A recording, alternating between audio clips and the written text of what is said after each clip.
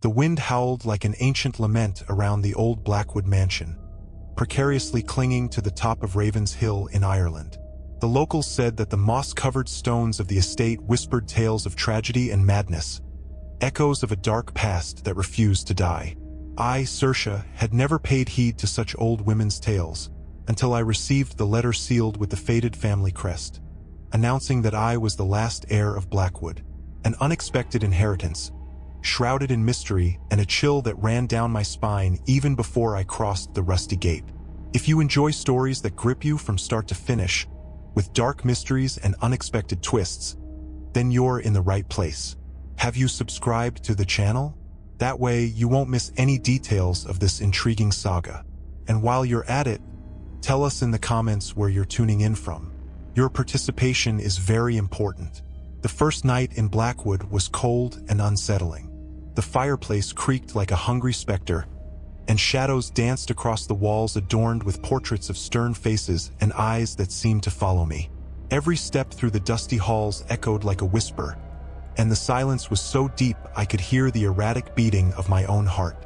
I found a journal on an old writing desk, the elegant handwriting of a woman named Isolde, dated more than a century ago. Her words described a growing sense of dread, whispers in the night, and the constant shadow of something unspeakable lurking in the corners of the house. The more I read, the more the oppressive atmosphere of the mansion seemed to intensify. Objects moved inexplicably.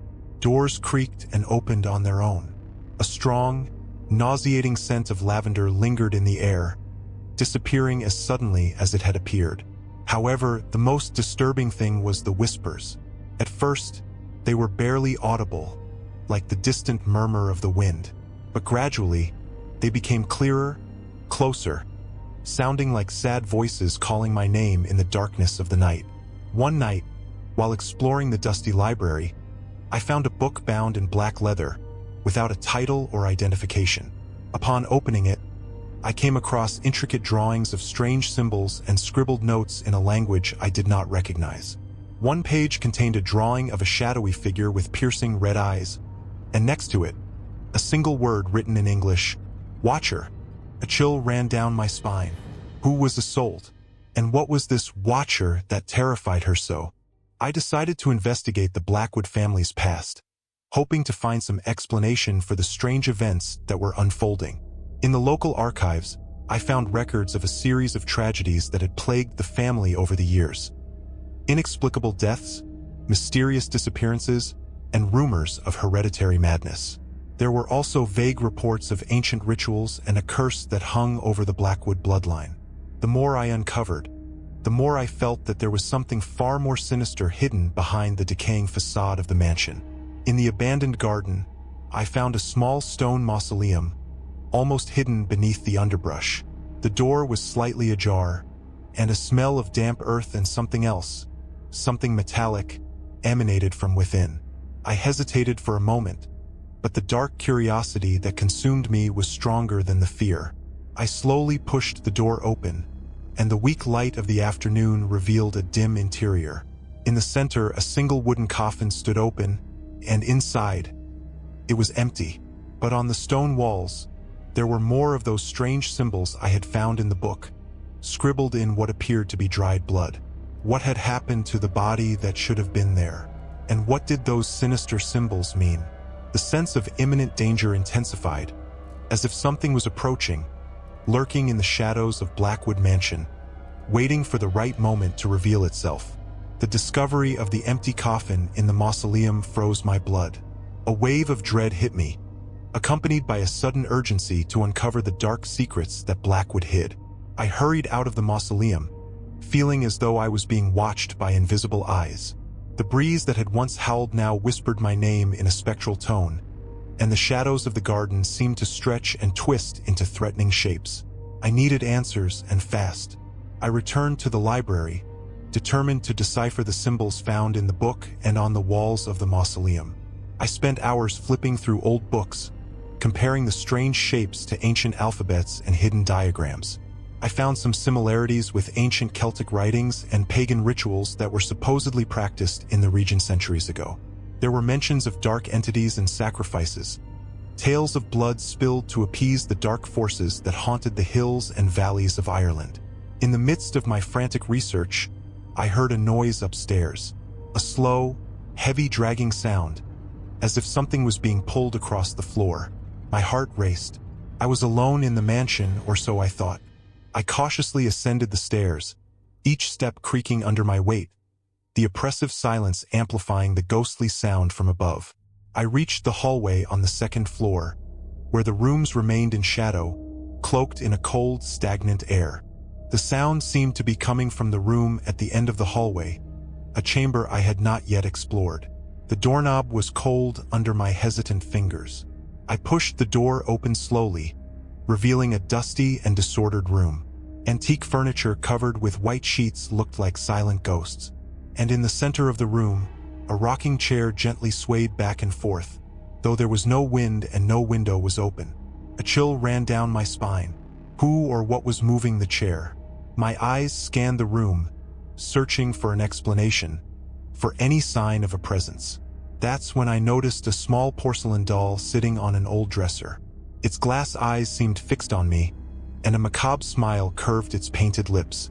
A deep sense of unease flooded me. There was something terribly wrong with that doll. Suddenly, the rocking chair stopped abruptly. Silence fell again over the room, even heavier and more threatening than before. I took a hesitant step into the room, watching the doll warily. In the next instant, I heard a faint, hoarse whisper coming from it. A sound so nearly inaudible, but one that pierced my ears like an icy needle. What was the doll trying to say? And what was its connection to the mysteries of Blackwood Mansion and the terrible secret of the empty coffin? The doll's whisper was as unexpected as it was unsettling. I froze, blood running cold in my veins, trying to process what my ears had just caught. I couldn't be sure of what I had heard. Perhaps it was just my imagination playing tricks on me amidst the oppressive atmosphere of the mansion. But the feeling that I wasn't alone there intensified, lingering over me like an invisible shadow. Slowly, I approached the doll, my eyes locked on its blank face.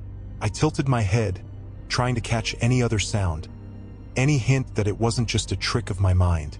The silence returned, dense and suffocating, only the sound of my own racing heartbeat echoing in my ears. I reached out hesitantly to touch the doll, but I hesitated. There was something repulsive about it, a cold and sinister aura that prevented me from touching it. I decided to leave the room, the feeling of being watched becoming unbearable. I hurried downstairs, seeking the comforting light of the main hall. However, when I arrived, I noticed something strange. The front door, which I was certain I had locked, was now slightly ajar, a dark crack inviting the night's darkness inside the house. A chill ran down my spine. Who could have opened the door? I hadn't seen or heard anyone enter. I cautiously walked toward the door and peered outside. The night was dark and silent, with only the distant sound of wind rustling the trees breaking the silence. There was no one in sight, but the feeling that someone or something was out there, lurking in the shadows, was undeniable. I closed and locked the door again, securing not only the physical entry but also trying, in vain, to lock away the growing fear that consumed me. I returned to the library, seeking refuge in the books and the search for answers. I found more notes from Isolde in her diary, her writings becoming increasingly frantic and desperate. She mentioned vivid nightmares, a constant presence in her room, and the feeling of slowly being consumed by something evil. In one of the last entries, she wrote about an ancient protection ritual involving a specific amulet that was supposed to be buried somewhere on the property. She believed that this amulet was the only thing that could keep her safe from the dark influence haunting Blackwood. But she never mentioned where the amulet was buried. Could this be the key to understanding what was happening? And could the amulet still be hidden somewhere on the vast estate? The search for this ancient protection became my new priority, a faint hope amidst the growing terror surrounding me. But as I pondered where to start looking, I heard a soft sound behind me, a faint click coming from the shadows of the library. I spun around abruptly, my heart in my throat, to face whatever was there, and what I saw left me paralyzed with pure terror. The fear froze my thoughts, and my vision became blurry as the man dragged me down the stairs into the basement. Each step seemed to lead me deeper into an abyss of despair, as if reality was distorting around me. The smell of mold and damp earth filled the heavy air, and a sense of impending catastrophe surrounded me. The woman tied to the chair in the center of the basement was the final blow to my already fragile sanity. When I finally fell to the dusty floor, the pain in my ankle made me scream, but the sight of the woman made me immediately quiet. Her eyes were wide, filled with terror, but there was something more in them, something that felt familiar. It was as if I had seen that look before, like that woman was someone from my past. But who could she be? I was about to get up when the mysterious man took a step back, staring at me with an empty, distant expression, as if waiting for something. The absolute silence of the basement was broken only by the sound of the hanging lamp swaying gently. It was as if time had stopped, and I was about to be pulled into an even darker nightmare.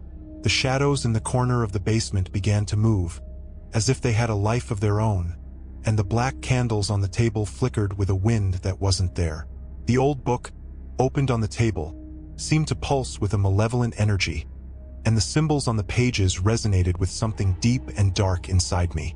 I knew they were connected to the same rituals Isolde had mentioned in her journal.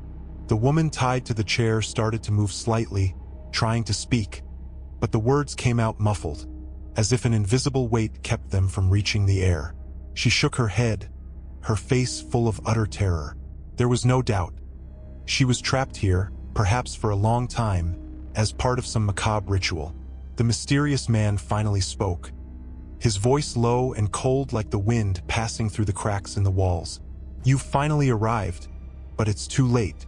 The ritual is already underway, and now you will be part of it."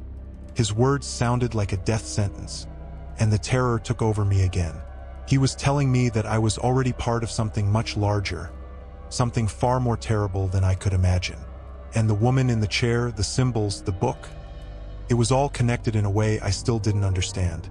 I needed a way out, and fast. But how could I escape from such an ancient prison, where evil seemed to have rooted itself in the very foundations of the mansion? I looked at the woman, her eyes begging for help, and a terrifying idea began to form in my mind. I knew that if I didn't act now, the story Blackwood had hidden away would become my own doom. The terror of finding myself in that dark basement was amplified by the sight of the woman tied to the chair. Her eyes pleaded for help, and her pale, exhausted face told a story of suffering and fear. The man who dragged me there stood by my side, watching our reactions with a cold, distant gaze. He finally spoke, his hoarse, dragged-out voice breaking the oppressive silence. "Welcome, Saoirse. We've been waiting for you." His words echoed through the damp basement, heavy with sinister meaning. "Waiting for me? Who are you? What do you want?" My questions came out as a trembling whisper, my throat dry with fear. The man smiled, a slow, unsettling grin that didn't reach his eyes. "All in good time. You are part of something much larger now." He gestured toward the woman tied to the chair. "This is Eleanor. She's part of it too." I tried to approach Eleanor, but the man stopped me with a sharp gesture. "Don't move." His eyes shone with cold intensity. "There are rituals to be completed, old bonds to be reforged." He turned toward the rustic table, picking up one of the animal bones and running his fingers over its rough surface. "For generations, our family has kept the secrets of this land, preserved the traditions. Now you will be part of that story too." My mind raced, trying to understand what was happening. Rituals? Traditions? I looked at the symbols on the walls, the open book on the table, and Eleanor's desperate gaze. A dark understanding began to take form, a terrifying connection to Isolde's notes and the tragedies that had plagued the Blackwood family. Could it be that the curse, the horror stories, were real? The man grabbed a ceremonial knife from the table, the sharp blade gleaming ominously under the weak light of the hanging lamp. Eleanor let out a groan of terror. "No, please, don't do this again." Her words were a hoarse whisper, heavy with pain and resignation. The man ignored her plea, his eyes locked onto mine. "You have the blood. The lineage is complete again. He moved closer, the knife raised in his hand. Panic overtook me, terrified by the impending threat. I tried to scream, but my voice failed me. Desperately, I looked around for any way to escape, any weapon, any chance of survival. My eyes found a rusty spade leaning against the wall. It was my only hope. In the moment the man prepared to advance, I gathered all my courage and lunged for the spade. But he was faster than I expected. He grabbed my arm again, his grip relentless. The knife gleamed under the dim light, getting closer and closer. Was this the end for me? The end of the Blackwood lineage? And what role did Eleanor play in this macabre ritual? In the final moment, just before the cold blade of the knife reached me, Eleanor screamed. A piercing scream, filled with pure terror and desperation, that seemed to echo through the very foundations of Blackwood Mansion. The sudden explosion of sound made the man hesitate for a fraction of a second, enough for me to seize the opportunity. With a desperate tug, I managed to partially break free from his grip and reached the rusty spade leaning against the wall. I gripped the heavy tool with both trembling hands, the adrenaline giving me a brief surge of strength. Before the man could react, I swung the spade with all my might, hitting him in the shoulder. He staggered backward, letting go of my arm and letting out a grunt of pain and surprise. The knife hit the dusty floor with a dull thud. It was my chance to escape. Without hesitation, I ran toward the stairs, ignoring the sharp pain in my ankle. I stumbled up the creaking steps as fast as my legs would allow, the sound of the man's heavy footsteps right behind me urging me on. I reached the upstairs corridor, gasping for breath and terrified. I needed to find an exit, any exit. I ran through the dark rooms, stumbling over furniture covered by ghostly sheets. The whispering voices seemed louder now, closing in on me like malevolent spirits. I heard the man following me, his heavy breathing echoing through the corridor. I darted into a random room and slammed the door shut, pressing my body against it, trying to keep him out. The doorknob twisted violently, and the door trembled under his furious pushes. I knew I couldn't hold out for much longer. Desperately, I scanned the room, searching for a window, any route of escape. I spotted a window on the opposite wall, covered by dusty curtains. I ran to it and tried to open it, but it was stuck, rusted by time and neglect. With a desperate effort, I forced the window open, crying out in pain when my fingers found a sharp, rusted spot. Finally, with a loud creak, the window gave way, revealing the darkness of the night outside. It was quite a drop, but anything was better than staying trapped in that room with that terrifying man. I heard the door beginning to give way under his blows. I had no time left. I took a deep breath and jumped out the window, landing on the wet grass below. The pain in my ankle intensified, but the fleeting sense of freedom pushed me to run away from the sinister Blackwood mansion, leaving behind the man's furious shouts and Eleanor's desperate gaze. But I knew I couldn't just run away. I needed to understand what was happening there, why all of this was happening. And above all, I had to help Eleanor. The cold, dark night swallowed me as I ran, but the feeling of being watched, of something dark still chasing me, remained unshakable. What awaited me in the darkness? And what was the true secret of Blackwood Mansion? The cold, damp grass beneath my feet was a welcome relief after the claustrophobic terror of the mansion. I stumbled through the darkness, the throbbing pain in my ankle with every step. I looked back, at the dark, imposing silhouette of Blackwood against the night sky, knowing I wasn't safe. The feeling of being chased was palpable, as though the very whispers of the house had materialized and were now following me across the property. I needed to find help, but there was no house in sight, only the vast dark expanse of the grounds. The access road was long and winding, and the thought of walking miles alone in the darkness, with that man possibly on my trail, was terrifying. Yet, staying there meant certain death. As I ran, I tripped over something buried beneath the low vegetation. I fell, the pain in my ankle becoming unbearable. Struggling, I got up and examined what had caused me to stumble. It was a small wooden box, partially buried and covered in moss. Intrigued, and feeling it might be some kind of refuge or hiding place, I fought to open the rusty lid. Inside the box, I found some strange objects. A small stone amulet with intricate carvings, a handful of dried herbs, and a folded piece of yellowed paper. I unfolded the paper with trembling hands, and by the weak light of the moon peeking through the clouds, I recognized the elegant handwriting of Isolde. These were more entries from her journal, but these seemed more desperate and frantic than the previous ones. She described the ritual the Blackwood family had practiced for generations, a dark pact with an ancient entity that inhabited the land. In exchange for power and prosperity, a human sacrifice had to be offered each generation to keep the pact sealed. Isolde revealed that she would be the next victim, chosen for questioning the family's macabre traditions. At the end of the letter, there was a mention of the amulet found in the box. Isolde wrote that it was an ancient protective artifact, capable of repelling the influence of the dark entity if used correctly. She had buried it there in the hope that someone would find it one day and could break the cycle of terror that plagued Blackwood. But she didn't detail how the amulet should be used. Was this the object that could help me save Eleanor and free the mansion from its curse? And how could I discover the secret of its power before it was too late? The cold night wind carried with it not only the distant sound of my footsteps, but also the growing sense that time was running out. With the stone amulet tightly gripped in my trembling hand and Isolde's yellowed letter tucked safely in my pocket, a faint hope began to rise amidst the despair.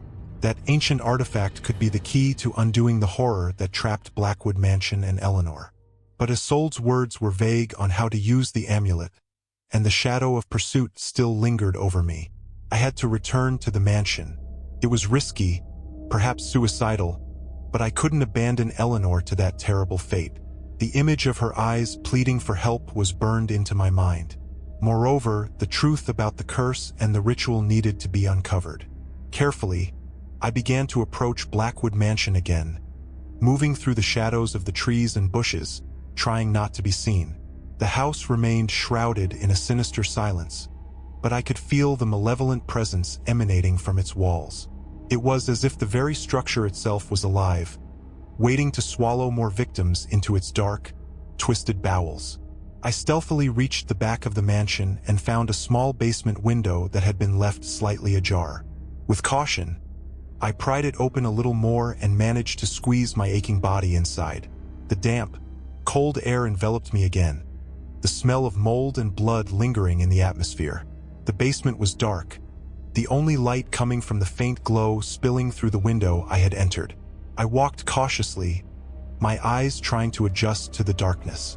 There was no sign of the man, but I heard a soft groan coming from where Eleanor was bound. I approached slowly, my heart racing. Eleanor was still in the chair, her head slumped, and she seemed unconscious. It was then that I noticed something else on the rustic table.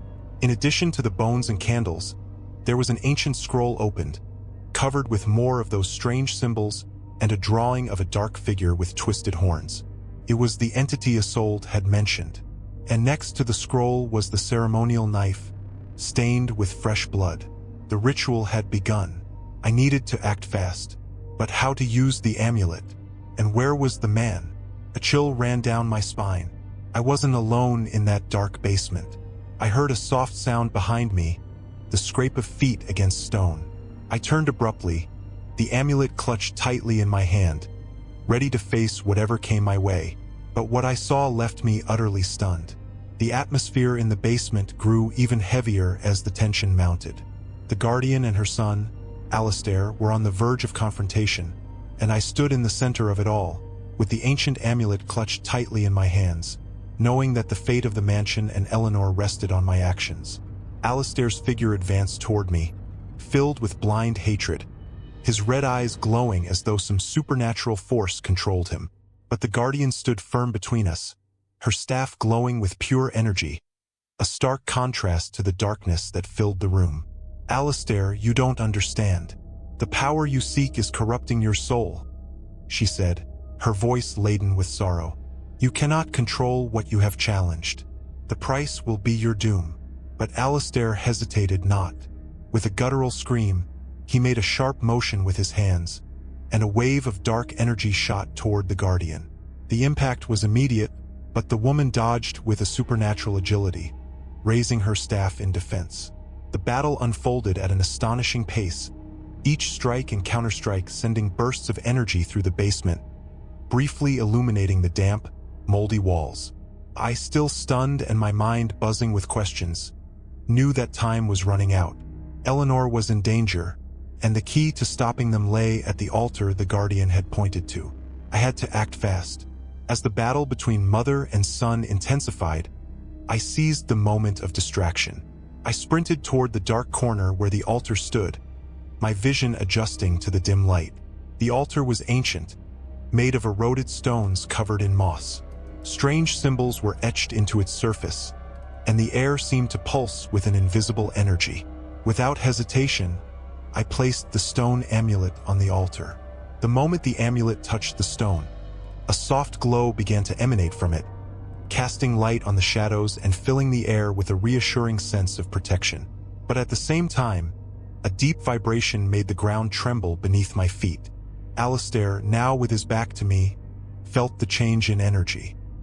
He spun around suddenly, his eyes now completely bloodshot, as if the entity had fully possessed his body. He rushed toward me to stop me, but the Guardian, exhausted yet resolute, raised her staff once more, and a wave of pure energy was released, crashing into the darkness emanating from Alistair. The battle between good and evil, between hope and dark tradition, reached its climax. The amulet pulsed intensely on the altar, and the entity seemed to scream in fury, as if being banished from this ancient place. The floor shook more violently, and a deafening sound, like the very world was tearing apart, echoed through the basement. I could hardly breathe, and the pain in my ankle was becoming unbearable, but I couldn't give up. The ritual was being broken, the curse undone, but the fight wasn't over yet. Who would emerge victorious in this final confrontation? And what would be left of Blackwood Mansion afterward? The confrontation in the basement intensified, a whirlwind of shadows and ancient energy clashing violently. Alistair, his eyes glowing with a demonic red hue, charged at us with supernatural force. The Guardian, her staff radiating a flickering light, struggled to hold him back, chanting in an ancient tongue that echoed through the stone walls. I, feeling powerless before such immense power, knew I had to act quickly and follow the Guardian's instructions. As the battle raged between mother and son, I seized the moment of distraction and dashed toward the stone altar in the dark corner of the basement. The air felt heavier there, thick with cold, pulsating energy. In the center of the altar was a dark fissure, like a scar in the stone itself. I guessed that this was the connection point the Guardian had mentioned. With trembling hands, I held Isolde's amulet and placed it in the fissure. The instant the stone made contact with the altar, a wave of energy swept through the basement. The lights flickered, shadows grew darker, and a high-pitched, piercing sound echoed in the air. Alistair screamed in pain, stumbling backward as the red light in his eyes flickered. The entity possessing him seemed to be repelled. The Guardian seized the moment of vulnerability and spoke with more urgency, her staff glowing brightly. An invisible force enveloped Alistair, pinning him in place. He struggled and screamed, but the combined energy of the Guardian and the amulet seemed to weaken the entity's control over him. I glanced at Eleanor, still unconscious in the chair. I had to free her. I rushed over and began untangling the ropes that bound her. Her eyes slowly opened, confused and frightened. What's happening?" she whispered. "It's almost over," I said, trying to reassure her. However, the entity within Alistair was not yet defeated. With one last desperate effort, he broke free from the Guardian's hold and lunged toward me, his fury reigniting. The Guardian tried to intervene, but he shoved her forcefully, sending her crashing to the ground. He was about to reach me when Eleanor, in a surprisingly brave act, stumbled toward the table and grabbed the ceremonial dagger. With a determined cry, she drove the dagger into Alistair's back.